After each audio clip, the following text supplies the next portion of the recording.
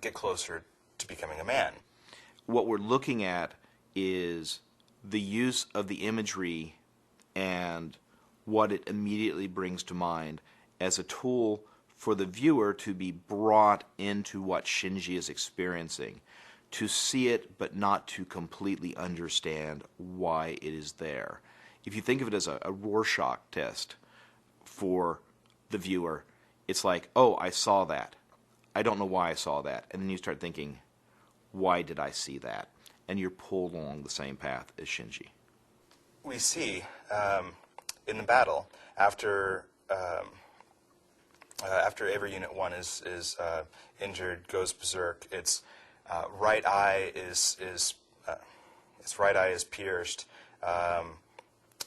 which, if we use the symbolism of Kabbalah, the left side is the pause.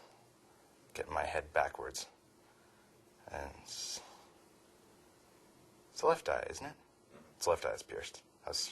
You always remember that part with the reflection, and it screws me up every time. During the battle, every Unit 1's left eye is pierced by the spur, the stigmata. Think of it again, the sins of the world. And in the Kabbalah symbolism, basically the left side it's the arm of shields. It's the strength of your past. It's the strength of your heritage. It's what you draw upon.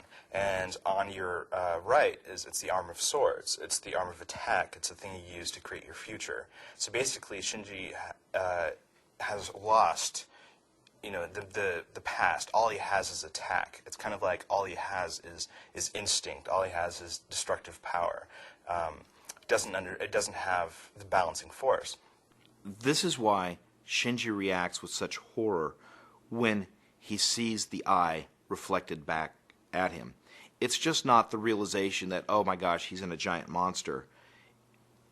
On the sub-level, he's seeing the fact that he has lost everything that existed before,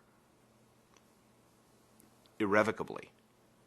Now, notice his left arm is also injured. Again, adding to that, once going berserk, see what he does to the angel. Rips off a rib, and what is the rib? In Old Testament, it's what Eve was created from. So takes this and starts bashing the core of Satiel, basically using the symbol of woman to attack the heart of it, the source of this of Satiel's power. And Satiel, rather than be destroyed by this, it destroys itself and tries to destroy everything else with it, much like I suppose an overly dramatic failed relationship may end up. So you see Shinji's issues with women already there. It's foreshadowing what happens between him and Asuka later throughout the show.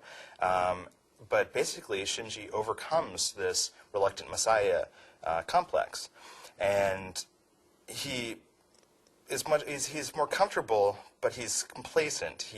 He says, "I do it because it's my job." At this point, he doesn't do it because he personally feels value in it. He does it because he thinks he has to. So this is like another layer in what the Messiah must do. The Messiah must suffer. The Messiah must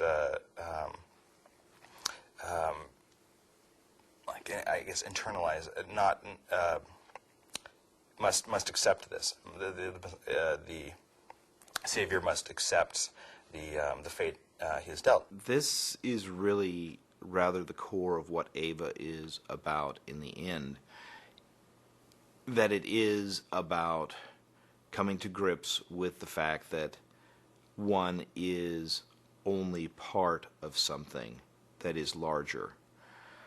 And just as in so many myths and the Old Testament itself, woman is portrayed as the antithesis of man.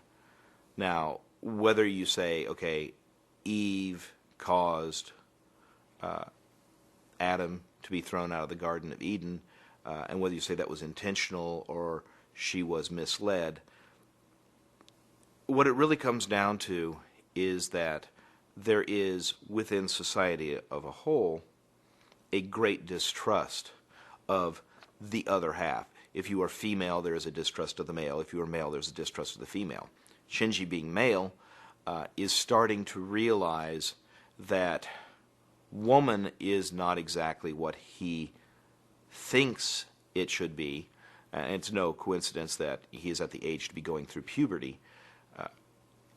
And as we go into the next series of angels, we start to realize that we are going through basically human sexual development. The second angel we see, the fourth angel, which Shamshel, basically, if you look at it, you can say it's kind of it is a phallic shape. You can look at it as he's dealing with masculine issues at this point. And he is trying, in being introverted, he is keeping his pain inside, and he ends up letting Toji and Kensuke into his entry plug, his kind of the way into his inner child, therefore showing his fragility, showing his humanity and his weakness to other people. So basically, he develops these friendships in the most extreme way, graphically for the viewer, but basically it's the same process you go to. You basically open up to your friends, and that's who your friends are, somebody you would trust.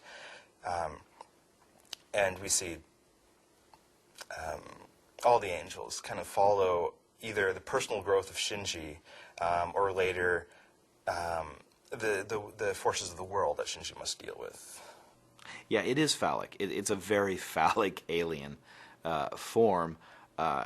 And, of course, that's something that has a great connotation in most cultures, in which the snake is frequently seen as the instrument of, if not evil, of disruption.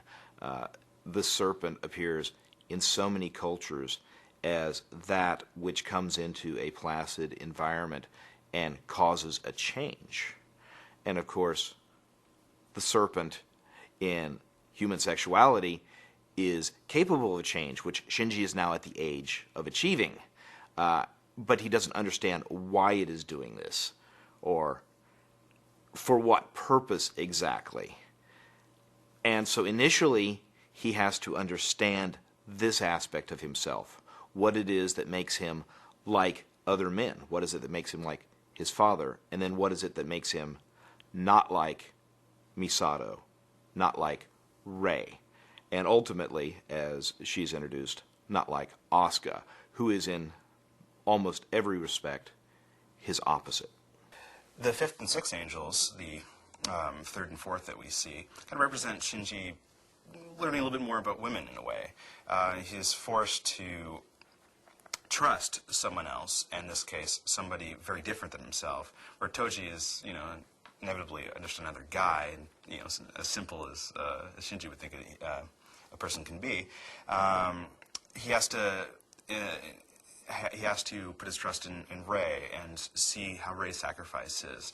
Kind of starts looking at Rei's relationship to Gendo, and all this brings together a moment of closeness between Rei and Shinji, where Shinji is forced to look at Rei as another entity. And then when Asuka is introduced, he sees a completely different side of woman. He sees the fiery redhead, energetic and dangerous.